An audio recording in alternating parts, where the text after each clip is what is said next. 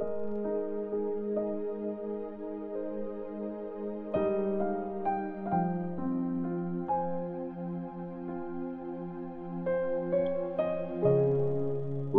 chapter 15. Tulungan ang mahihina sa pananalig. Tayong may malakas na pananalig, tulungan natin ang mga kapatid nating mahina ang pananalig. Instead na sarili lang ang iniintindi natin. Isipin natin kung ano ang makakabuti sa kapwa natin at kung ano ang magpapasaya sa kanila para lumakas ang faith nila. Kasi kahit si Christ, hindi lang sarili ang inisip niya. Pero sabi sa scripture, bumagsak sa akin ang mga insultong patama sa inyo.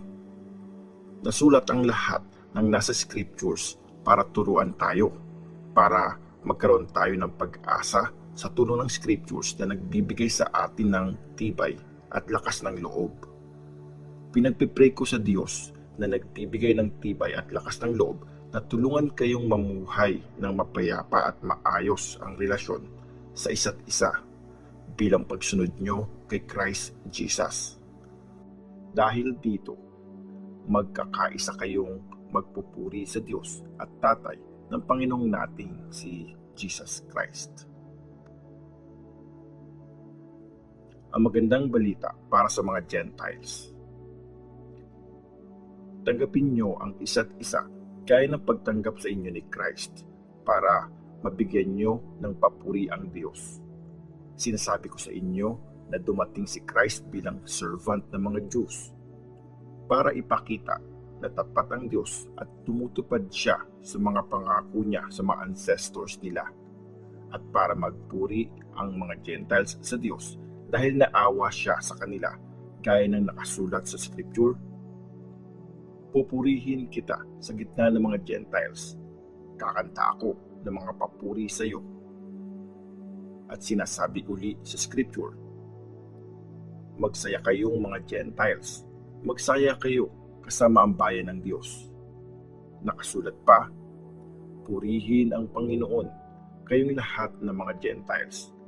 Magpuri sa Kanya ang lahat ng mga tao.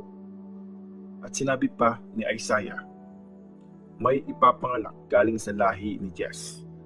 Magiging leader siya ng mga Gentiles at siya ang magiging pag-asa nila.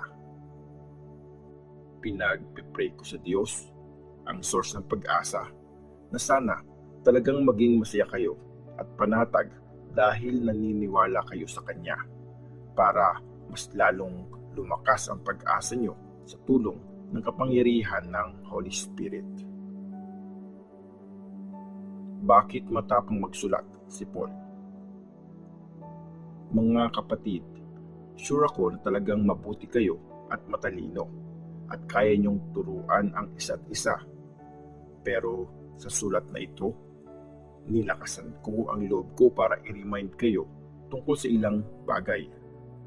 Ginawa ko ito dahil sa sobrang kabaitan ng Diyos sa akin. Pinili niya ako para maging servant ni Christ Jesus sa mga Gentiles.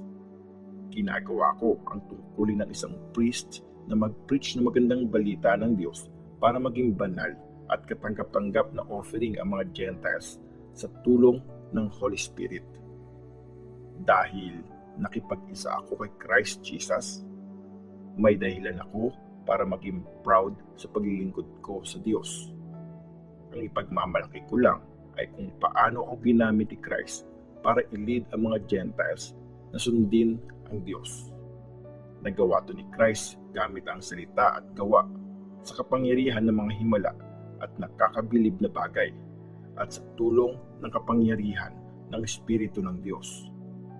At dahil dito, totally na-preach ko ang magandang balita tungkol kay Christ sa pagbiyahe ko mula Jerusalem hanggang Illyricum.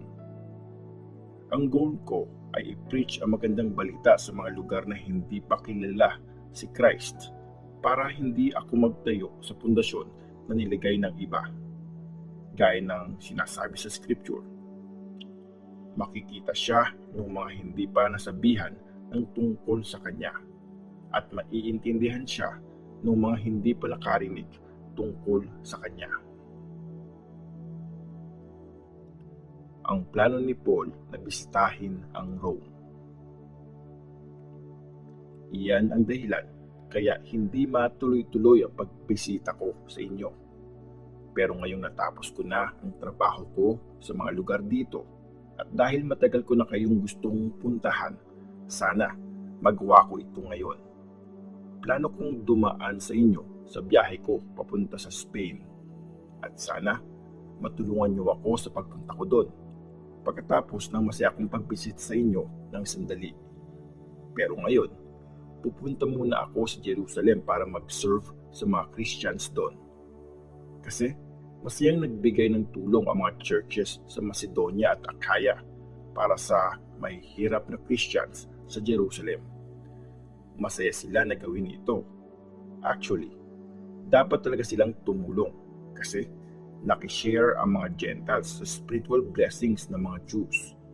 Kaya dapat ding mag-share ng material blessings ang mga Gentiles para tulungan ang mga Jews.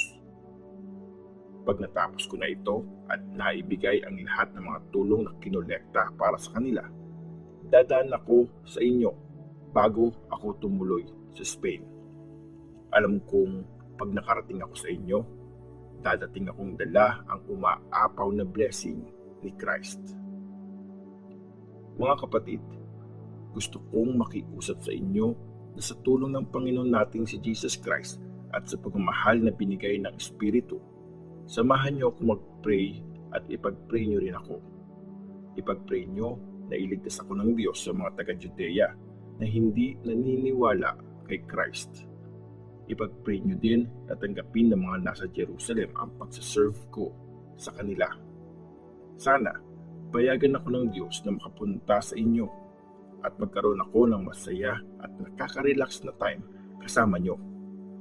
Sana, samahan kayo ng Diyos na nagbibigay ng kapayapaan sa lahat. Amen.